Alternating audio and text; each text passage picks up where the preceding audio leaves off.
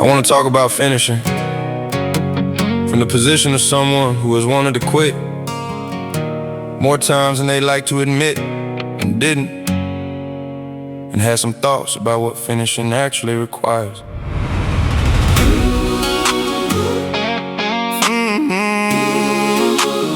Finishing is not what it looks like from the outside. From the outside, it looks like endurance, like strength, like the kind of person who doesn't feel the weight of what they're carrying. From the inside, it looks like the morning you chose to continue despite every available reason not to. And then the same choice the next morning, and the one after that, until the collection of mornings becomes the thing that look like endurance from the outside. And I've been collecting mornings for longer than the race was supposed to take, according to my original estimate, which was wrong about the distance. And I kept going anyway, because quitting is also a choice.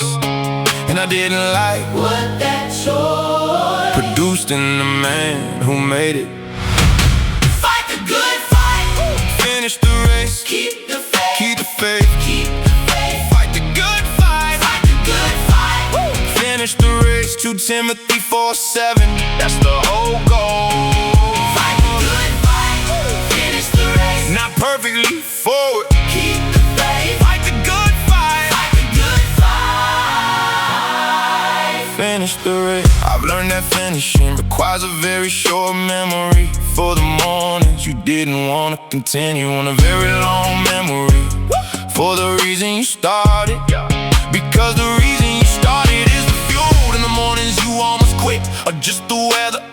Weather changes, some reasons are more durable than weather. If you maintain them with the same attention you give the weather when the weather is bad. And Paul finished his race not in a single act of heroism at the end, in 10,000 Tuesday mornings where the choice was made again.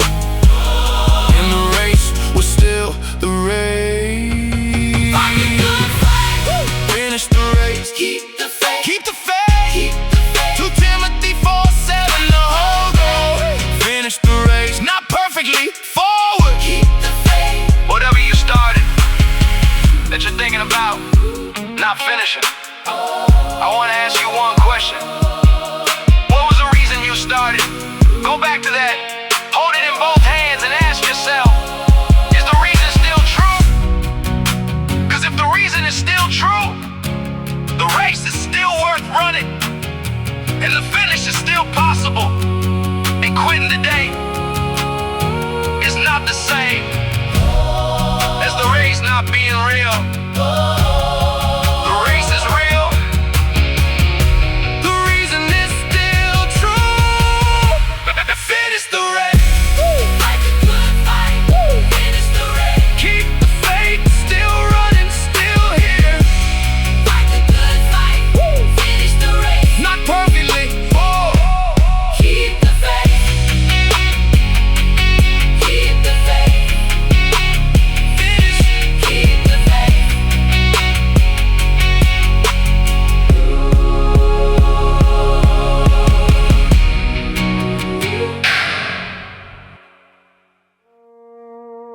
I want to talk about a name that does specific things when spoken into specific situations, not as superstition, as the documented testimony of a man who has said it in rooms that required it and watched what it did.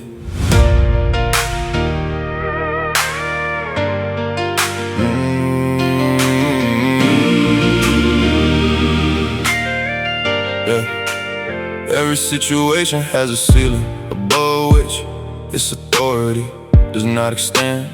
The diagnosis has a ceiling, the debt has a ceiling, the opposition has a ceiling, the fear has a ceiling, the shame has a ceiling. Everything that comes against you has a ceiling above which its power does not reach. And the name of Jesus has no ceiling. Philippians 2:9 says God gave him the name that is above every name, including the name of whatever is is coming against you right now is under this name. And I wanna be practical about what above every name means. It means what every name you put in that sentence. Jesus is above it. The name of the disease, The name of the dead, the name of the thing that has been operating as if it has authority over your life. Jesus is above it.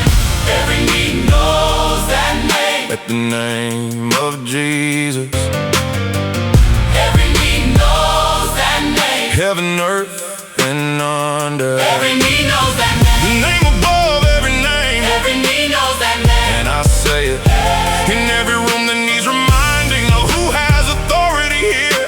Every knee knows that name. Jesus.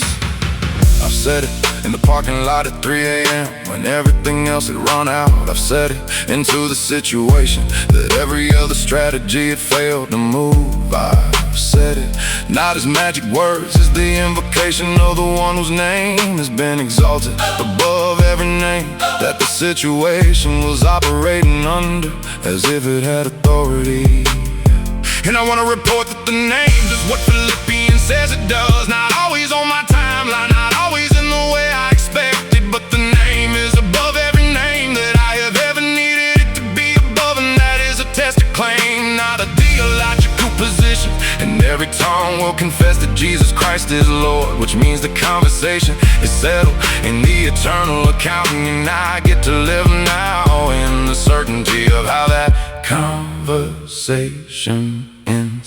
Every knee knows that name. At the name of Jesus, heaven, earth, Every knee knows that the name. name above every name. Every knee knows that name. Say it in the room.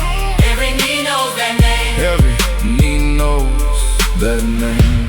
Jesus. I'm gonna say the name into whatever you're facing right now while you're listening. Jesus Is above the name. of what you're carrying. Jesus Is above the is name above the name. what you're afraid of. Jesus Is above the name of what has been operating as if it has authority over your life. Every knee bows at that name, including the knees of whatever has been standing in your way. Every knee knows that name. Every knee knows that name. Every knee knows that name. At the name of Jesus, every knee, Every knee, every knee, every night, every knee knows that name. the name above every name. Jesus, Every knee knows, every knee bows. Jesus, Every knee knows that name. I've been in the storm long enough to know I'm not going under.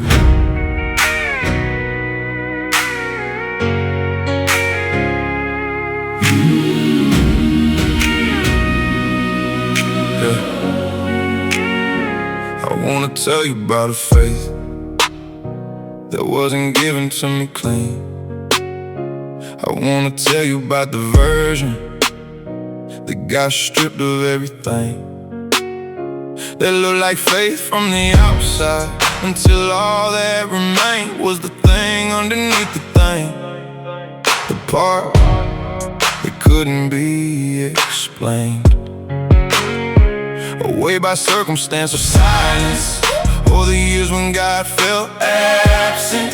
And I prayed into a ceiling, and the ceiling said nothing back. And I kept praying anyway, not because I felt it, because I didn't know how to stop. That stubborn unwillingness to stop turned out to be the truest definition of faith I ever found. I am anchored in the storm, not past it.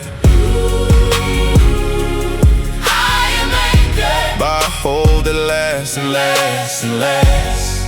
Every wave that tried to move me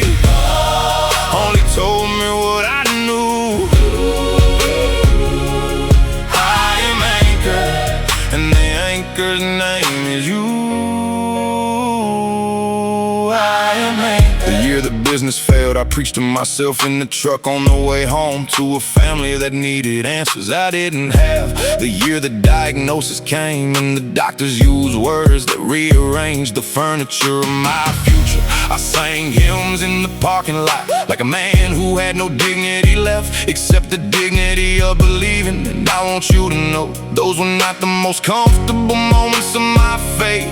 Those were the most honest. Those were the moments when anchor stopped being a metaphor and became the only accurate word for what I was experiencing. An anchor doesn't keep you from the storm. An anchor keeps you from being moved by it. I am anchored in the storm, not past it. I am anchored by a hold that lasts and lasts and lasts. Every way that tried to move me only told me what I knew. And the anchor's name is you. Hebrews 6:19 calls hope an anchor for the soul. Firm and secure, not comfortable, not painless. Firm and secure. There is a difference between not hurting and not moving. I have not stopped hurting, but I have not moved.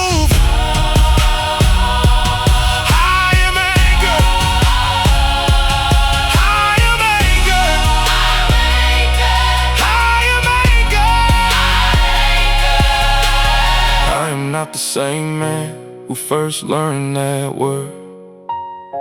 I am the man who tested it on whether it was built for and found it true, which is a different kind of knowing than believing on a clear day. I am anchored. I am anchored. I am anchored. I am anchored In the storm and through the storm.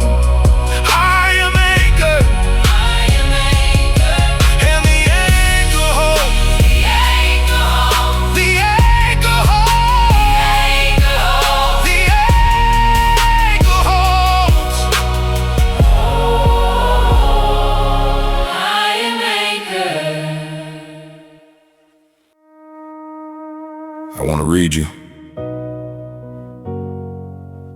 the verdict of Isaiah 54:17, not as comfort, as a legal ruling from the highest court, with jurisdiction over every weapon that has been formed against you.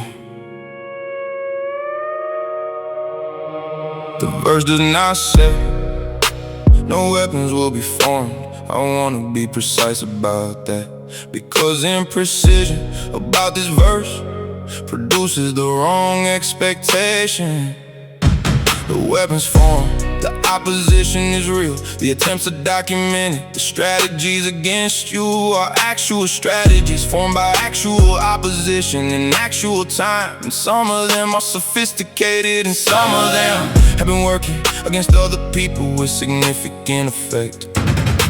The verse says, no weapon formed against you shall prosper. Prosper, not form. The forming happens, the prospering doesn't. And I wanna sit with what it means for a weapon to be formed against you and fail, not because you're strong, but because of the jurisdiction you're operating under, and the one who issued the ruling formed against me fail. That's the verdict, Isaiah 54:17. Formed against me fail. Every weapon, none prosper. They come, they form, they fail. not because of my defense, because of the covenant that covers my position. Formed against me fail. No weapon formed against you shall prosper. That's not a wish, that's a ruling. Formed against me fail. The weapon of accusation that was formed to define me by what I used to be failed, because the covenant covers the man I am now, and the judge doesn't recognize the old address.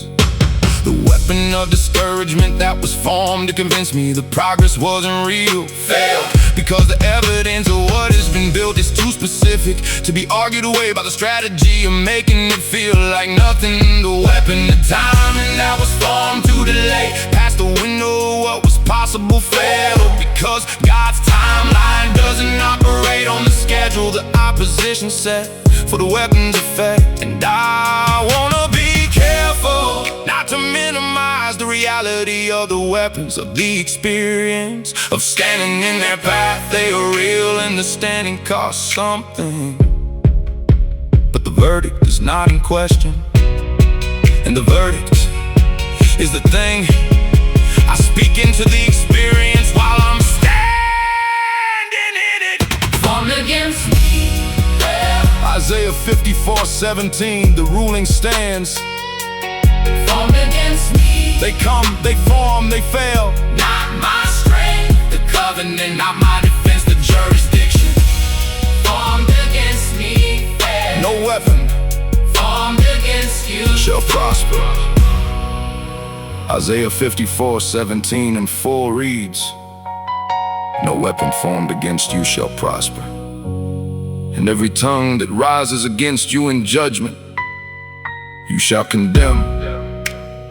This is the heritage of the servants of the Lord, and their righteousness is from me. Their righteousness is from me, which means the standing is not on the merit of the person standing. It's on the righteousness that was credited by the one who issued the ruling. And the ruling stands on his righteousness, not the defendant's, which means the ruling is not vulnerable to the history of the defendant.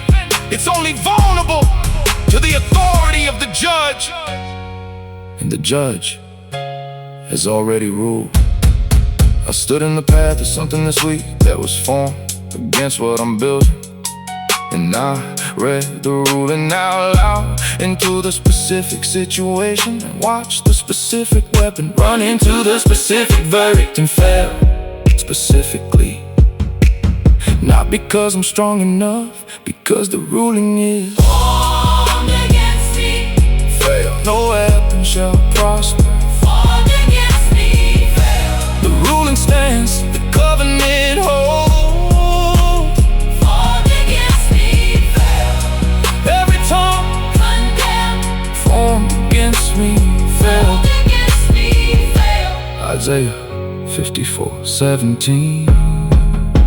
The ruling stand, No weapon, no weapon, no weapon formed against me. failed. Every morning before I walk out the door, I do something that would look strange to someone watching from the outside. I stand in a room and I put something on that you can't see, and I walk out differently than I would if I hadn't.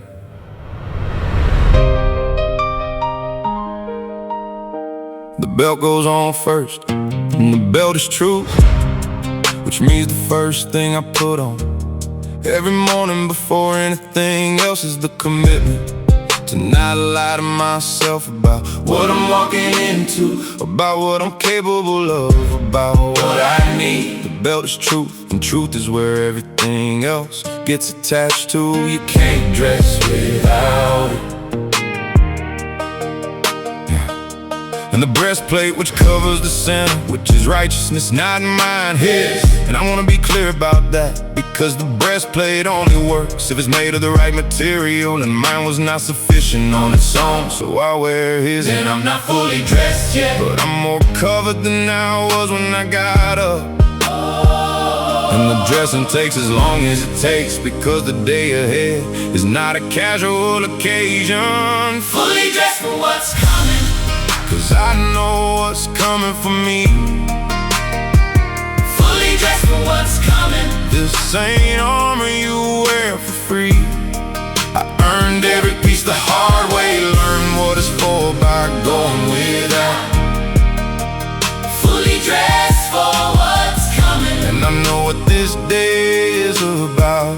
I know what this day is about. about. The shoes go on next, and the shoes of peace, which sounds counterintuitive for battle footwear. But I've learned that a man who carries pieces, his foundation stands differently on ground that's trying to shift beneath him. Peace isn't the absence of conflict, it's the readiness to stand in it without losing your footing. Then the shield faith, and I wanna tell you something about shields that the armor passage makes explicit, and we often skip past. Every flaming arrow gets extinguished by it, not some every, which means the arrows are real, and the shield is for them. And I've seen enough arrows to be grateful every morning for the shield. Helmet next, salvation. Knowing whose I am Changes what I'm willing to risk. with my mind, the sword lasts, The word, the only offensive weapon in the list, which means everything else is protection. And the word is what I move with into what's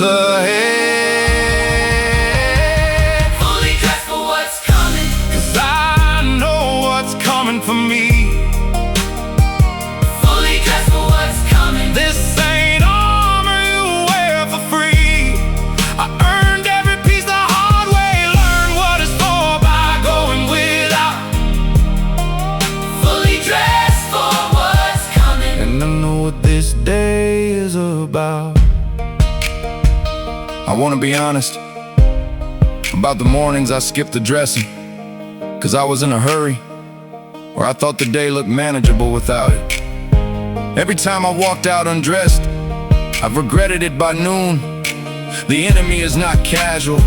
The enemy does not take mornings off, because I decided my calendar looked light. So now I dress before I check the calendar, before I check the phone, before I have the first opinion about the day. I put on what I was told to put on, and I walk out knowing that whatever comes, I am not going into it as myself alone. I am going in cover, carrying the only sword that matters, wearing the only peace that holds.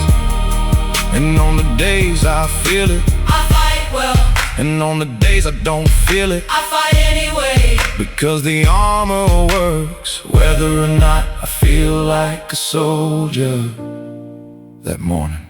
So this is me, standing at the door, Fully dressed, not because the day ahead is easy, because the equipment is proven. and the one who issued it is not sending me out alone. Every morning this is the choice, And every morning I make it and every morning I walk out. into whatever the day. Fully dressed for what's coming.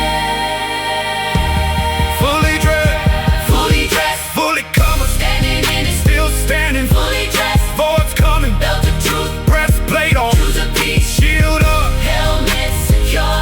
sword ready, fully dressed. Fully dressed, Walk out, walk out, walk out, walk out.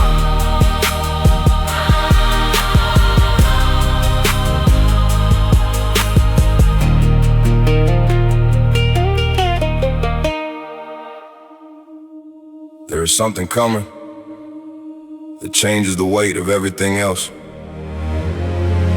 When you hold it in the same hand as whatever you were worried about this morning.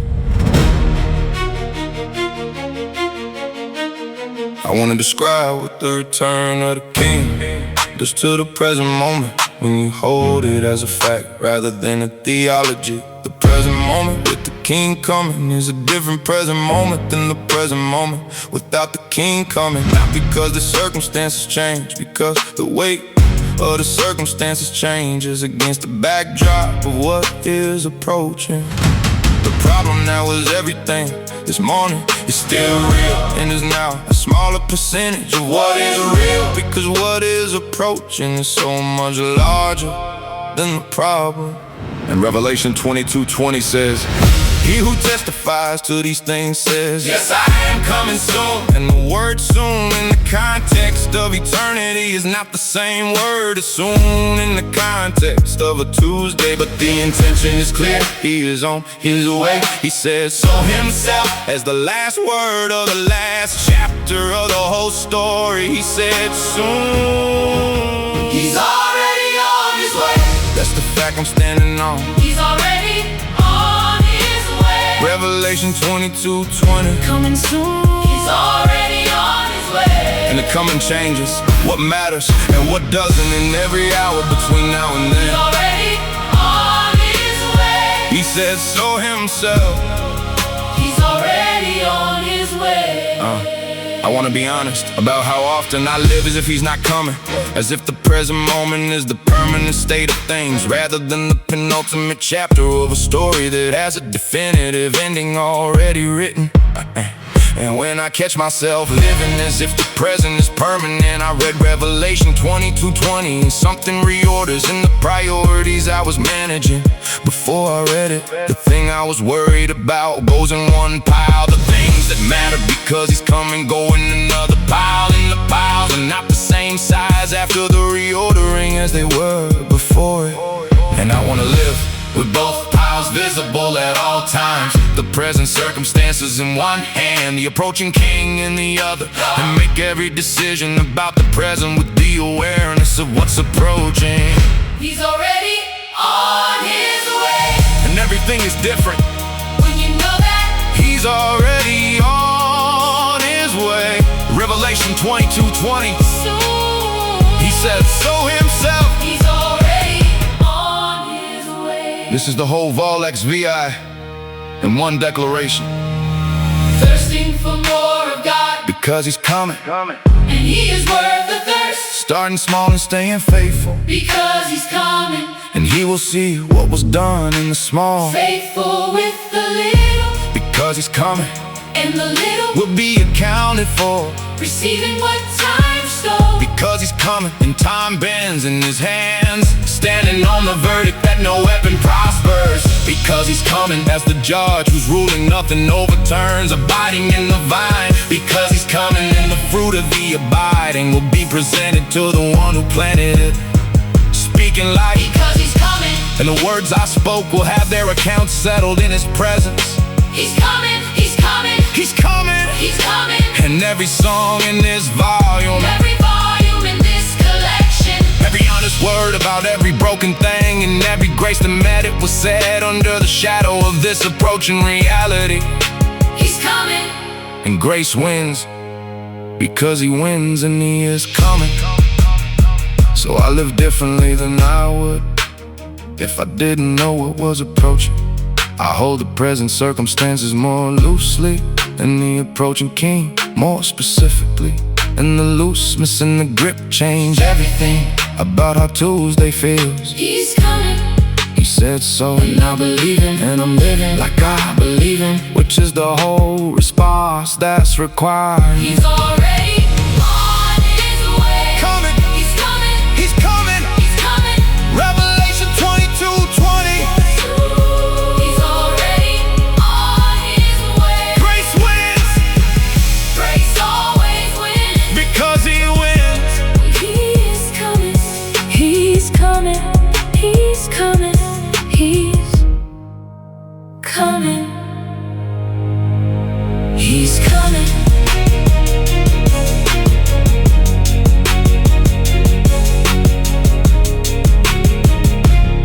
He's coming. I want to give you my credentials for what I'm about to declare, not to brag, but because the declaration only carries weight if you understand what qualified me to make it. I overcame the year I didn't think I'd make it to the other side of. I overcame the addiction that had a longer relationship with my body than any healthy thing I'd chosen. I overcame the failure that redefined every assumption I had about who I was and what I was capable of. I overcame the silence that stretched long enough that I started to wonder if the silence was the answer rather than the waiting room for one. I overcame the version of myself that was the most dangerous thing I'd encountered in any of the above, because the internal version was the one with access to everything. And I am not standing here saying I did those things, I'm standing here saying they were done in me by something larger than my own capacity. And the something is the whole testimony. I came out the other side. That's the testimony. I came out the other side. For what I showed you, I came out the other side. not because I was strong enough, because the blood of the Lamb and the word of my testimony are what Revelation says we overcome by, and I use both. I came out the other side. And I want to be clear about the tense of this, because tense matters in testimony. I am not someone who overcame. Past tense, completed action, finished. I am an overcomer. Present continuous, still happening, because the overcomer is not a destination I reached. It's an identity I carry into every new thing that requires it, and new things keep requiring it. Which means the overcomer is not a retired title, it's an active one, and I wake up in it every morning and apply it to whatever the morning brings. Revelation 12:11 says, they overcame by the blood of the Lamb and the word of their testimony. Which means my testimony is not just a story I tell, it is a weapon I use in every subsequent battle that requires overcoming. I came out the other side. That's the testimony. And the testimony is the weapon. I came out The other side. not because I was strong enough, by the blood of the Lamb and the word of this testimony. I came out the other side. So hear me declare this as an overcomer, not as a man who once overcame something specific and is living on the legacy of it.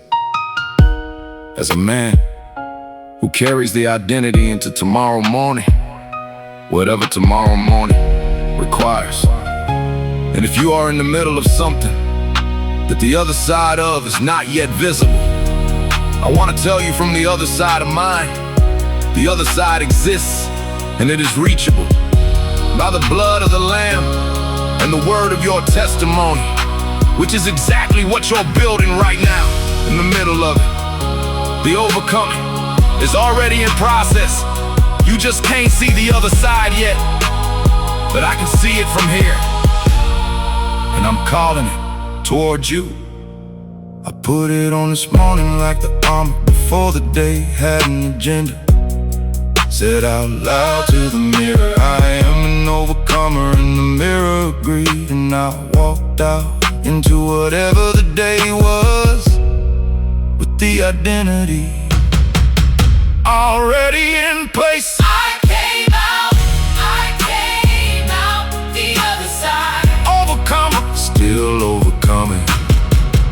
I came out the other side. By the blood of the Lamb, by the word Of the testimony. overcomer, that's who I am. Not past tense, present, Still overcoming. still here.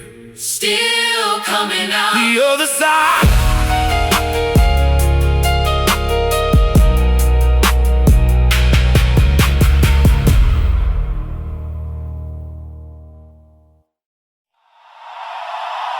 Somebody told me once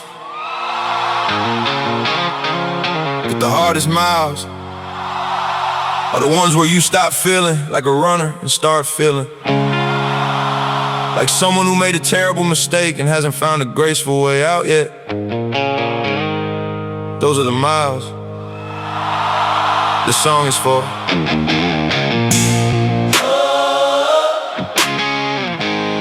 No, no, no, no, no.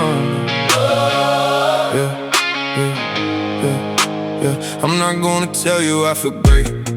I'm not gonna perform the energy of someone who has this figured out, because this is mile 17, and mile 17 doesn't look like the Instagram version of running your race. Mile 17 looks like reassessing every life decision that led to this particular road on this particular morning. in this particular level of discomfort, and wondering if the people who told you to run actually understood what they were asking. But I'm still moving. That's the testimony of mile 17. Not a victory movement, not a triumph forward, just one more step in the direction I said I was going, when I had more energy and less information about how long this takes. And something to me that is not me exactly keeps saying, you're not finished. Don't count yourself out yet, the finish line exists, you just can't see it. From mile 17, I'm not finished. Don't count me out. I look like I'm losing, but I'm still in the route. I'm not finished. Don't count me out. Every step I still got is what this race is about. I've been hit, I've been slowed, I've been questioned mid-stride, but I'm not finished. I'm not finished, and I'm still inside. Hey, hey. Hebrews 12 talks about a cloud of witnesses, and I used to picture that abstractly. Now I picture my grandmother running a race for 60 years in a body that gave her less cooperation.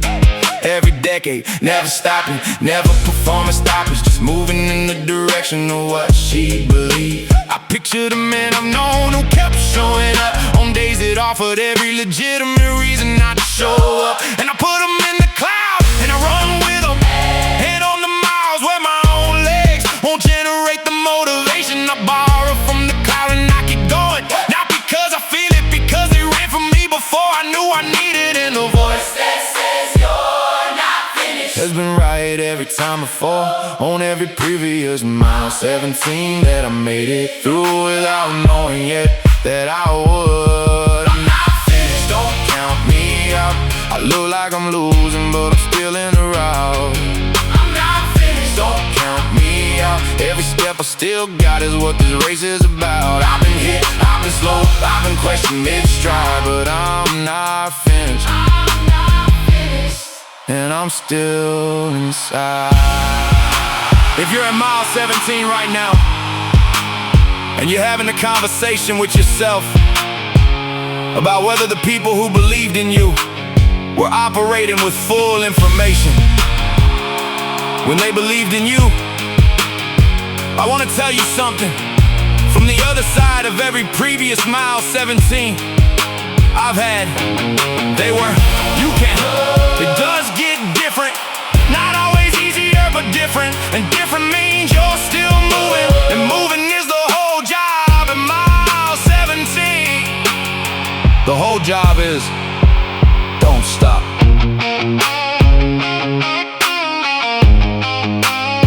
So I'm making the decision right here, in the mile that feels worst, I'm not stopping. Not because I've recovered the energy, because I've recovered the reason. And reason is more durable than feeling on the long roads. So I'm running on reason today, and I'll run on feeling tomorrow, when tomorrow has some. Not finished, don't count me out. Not finished, Still moving, not finished. still in the race. Don't count me out. Don't count me out. Still running, still here.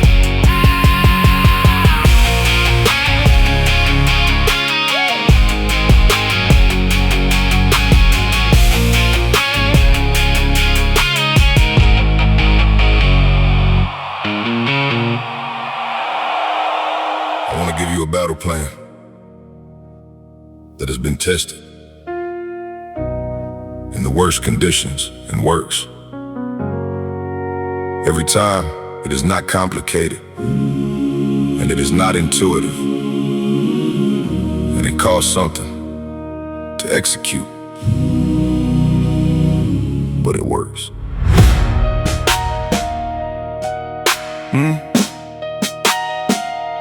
2 Chronicles 20, King Jehoshaphat, surrounded by 3 armies, with no military path to survival. And God's instruction was not tactical, it was musical. He told him to put the choir at the front of the army before the soldiers, and to sing praise while walking toward the enemy, before the enemy broke.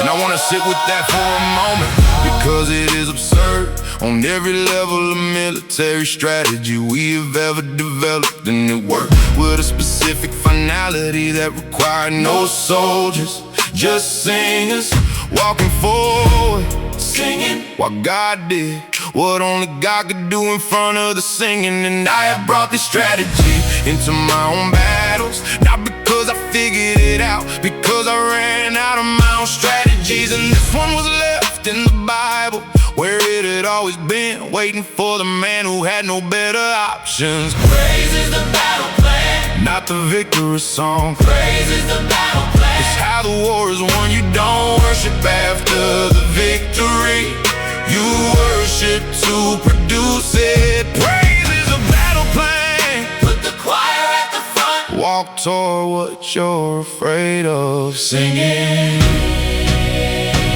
and watch what moves. I had a situation that 3 of my own strategies could not resolve, and I had tried them in the order a reasonable man tries things, and they produced nothing. And I came to the place that Jehoshaphat came to, which was the acknowledgement that I did not know what to do, and the decision to lift my eyes anyway. And I started praising in the situation, not around it, not after it, in it, while it was still exactly what it was before anything changed. And I wanna tell you that the praising changed me before it changed the situation, and the change me was able to navigate the situation in a way the unchanged me could not have. And then the situation changed in a way I didn't engineer, in a way that required something other than my strategy. And I watched it from the position of a man who had been praising while it was still unresolved. And the sequence was exactly 2 Chronicles 20, in a different century, with a different battlefield. praise is the battle plan, Not the victory song. you don't worship after the victory, You worship to produce it. Put the choir at the front, walk toward what you're afraid of. singing, and watch what moves. So here's the instruction for your specific battle.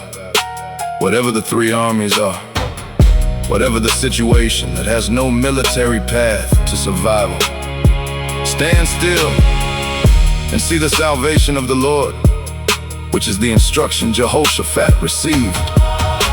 Before the choir walked forward, but you can't stand still without the praise. The standing still Requires the praise, because the praise is what keeps you from the panic, that makes you move. When standing is the strategy, praise is the standing still that allows God to move in the space you vacate, when you stop trying to engineer the outcome and start singing into the battle. that belongs to Him. I go into every battle differently now, and I did before 2 Chronicles 20 was more than a chapter I'd memorized. I go in with the praise first, before I know the outcome, before the enemy breaks, before anything changes. I go in singing, and I have not lost a battle that I entered that way. And the battles I've lost were all the ones I entered with my own strategy first. And the praise as a last resort, Praise is the battle plan, Choir at the front, singing into the battle. watch what moves. Praise is the battle plan, put the singers first. Praise first, praise first. watch what God does. When you praise first,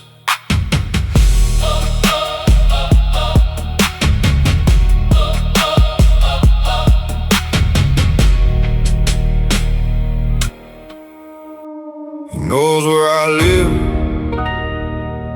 He knows what I love, He knows which door to knock on when I'm weak enough to answer, but He doesn't know what I know.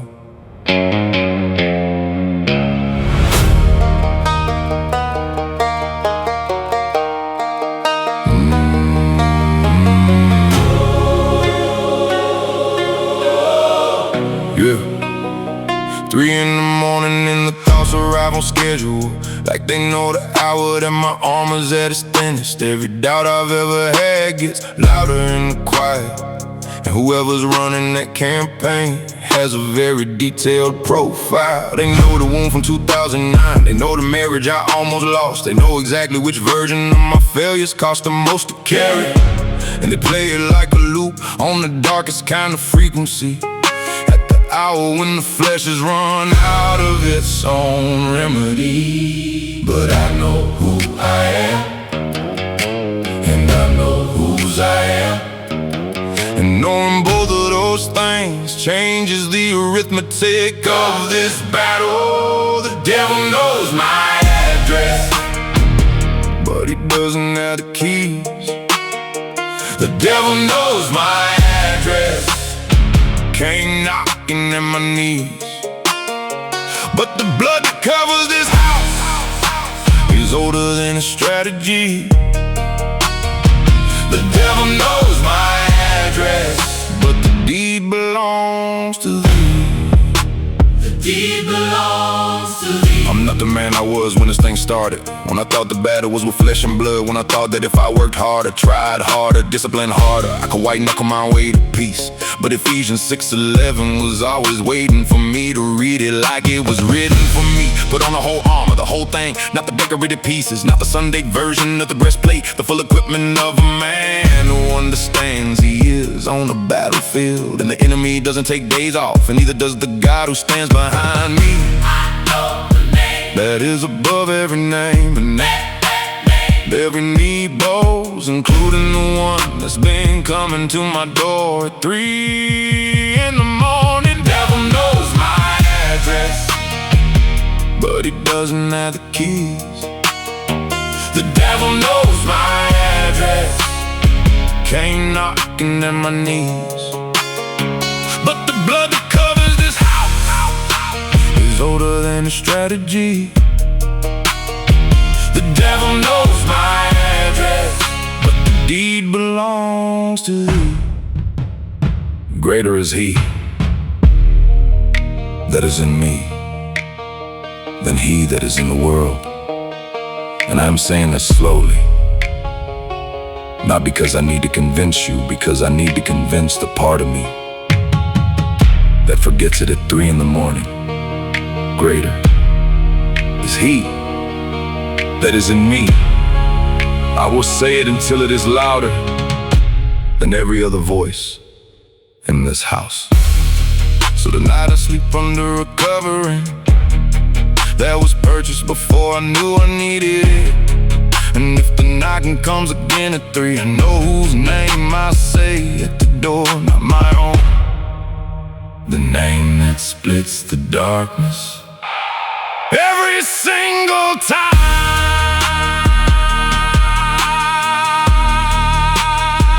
The devil knows my address, but he doesn't have the keys.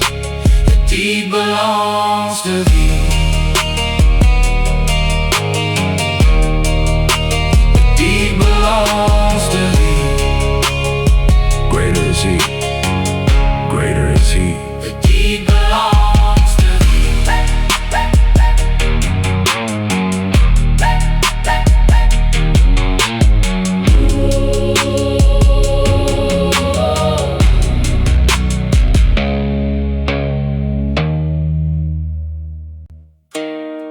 I wanna talk about the race that you're running right now, from the position of someone who tried to run it at sprint pace for a significant portion of it, and learn something about distance running the hard way. I entered the race at sprint speed because I had been told about the race, but not about the distance. And sprint energy applied to a marathon produces a very specific result around mile 8, which is not the finish line. I burned through what I had in the first third and stood in mile 8 with no pace left and a lot of race remaining. And the people who entered at sustainable pace were passing me at what looked like leisure, but was actually just the right speed for the distance. And I had to learn the difference between fast and sustainable, because fast impresses the crowd in mile one. And sustainable is what finishes. The long way, still the way. That's what endurance taught me. The long way, still the way. Not slow, Sustainable. Hebrews 12:1. Run with endurance, Not run with speed. The race is set before you, not designed by you. And the pace it was designed for is not the pace of urgency. The long way is still the way. And the long way, finish it, the long way. finish it. I found my pace somewhere in year 3, after the spring collapse and the recalibration, and a humbling education of watching slower looking runners pass me while I recovered. And my pace looks like showing up consistently without the adrenaline of urgency. It looks like progress that doesn't make headlines in any single day, but compounds into something significant over the years it takes to run this particular distance. And I stopped comparing my mile 8 speed to someone else's mile 1, which is the comparison that breaks most runners. Most runners quit because they're measuring the tired pace against someone else's fresh pace and drawing the wrong conclusion. The conclusion is never I am losing. The conclusion is we are running different miles. In my mile 8 at this pace, still the race, and the race was designed for this kind of running. The long way is still the way, not slow. Sustainable. Run with endurance, the instruction, not to run with speed. The long way, Finish it, long way, finish it, long way. finish it. Hebrews 12:1 says, we are surrounded by a cloud of witnesses. And I want to tell you what that means. On the long road and the miles, nobody else can see you running.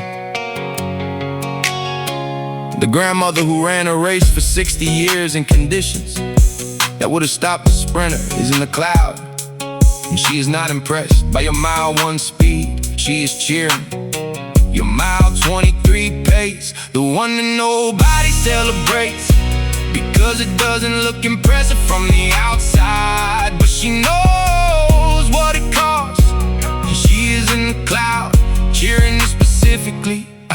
I run different now than I did in year 1. Less impressive per mile, more sustainable per decade. And I stopped apologizing for the pace that actually finishes. Some days it's fast, Some days it's slow, some days it's just one foot in the other, and all of those days count the same distance, in the same direction, toward the same finish. long way, it's still the way, Still running, still in the race. the long way is still the way. Long way, it's still the way. Sustainable pace, sustainable faith, cloud of witnesses. Cheering the long road, The long way, finish it. the long way finishes. Still running, Still here, still in the race. still in the race. I've stood on a lot of things in my life that felt solid until they weren't. I made the inventory of what holds and what doesn't, and I want to give you the results.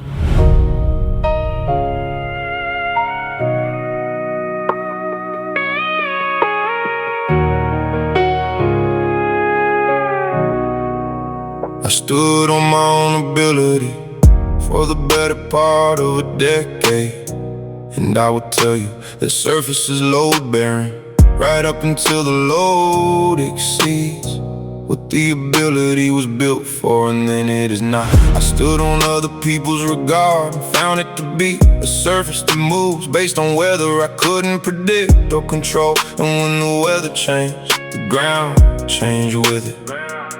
I stood on achievement and found it to be a surface that requires constant maintenance. The moment you stop adding to it, it begins to subtract from itself, and you spend everything you have just staying level.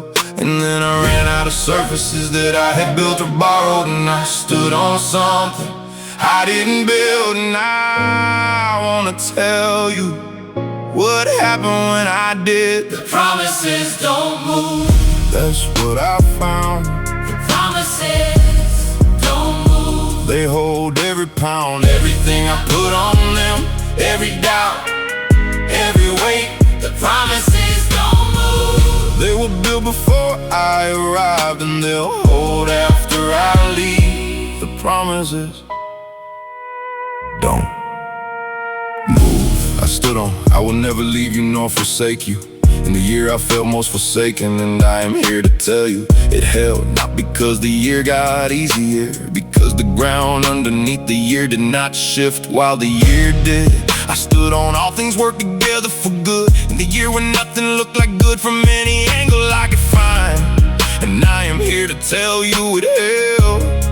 Not because I could see the working together, because the promise didn't require my sight to remain structurally sound. And I kept putting weight on it, every new circumstance, every new reason to wonder. And it held every time, like something that was built for exactly the weight I was bringing. The promises don't move. That's what I found. The promises don't move. They hold every pound, everything I put on them, every doubt, every weight. The promises don't move. They were built before I arrived, and they'll hold after I leave. The promises don't move. 2 Corinthians 1:20 says, all the promises of God are yes in Christ. All of them. Not the convenient ones, not the ones that required good weather. All of them are yes. And I have been a man who tested that claim in unfavorable conditions on multiple occasions over the course of 30 years, and I'm standing here, which is itself the data. The promises held me while I tested them.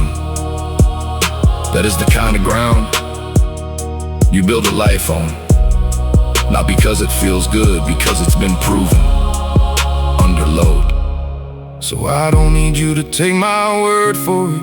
Get on the ground yourself. Put your full weight down. Bring the heaviest thing you're carrying and stand on what he said and see what holds. I'll tell you what I found, but the finding is yours to do. And you'll come back with the same report. I'm standing, I'm still standing. The promises don't move. Still standing, Still standing. still holding. Every weight, every doubt. The promises don't move. The promises don't move. Build your life here. Build your life here. Build your life here. The promises don't move.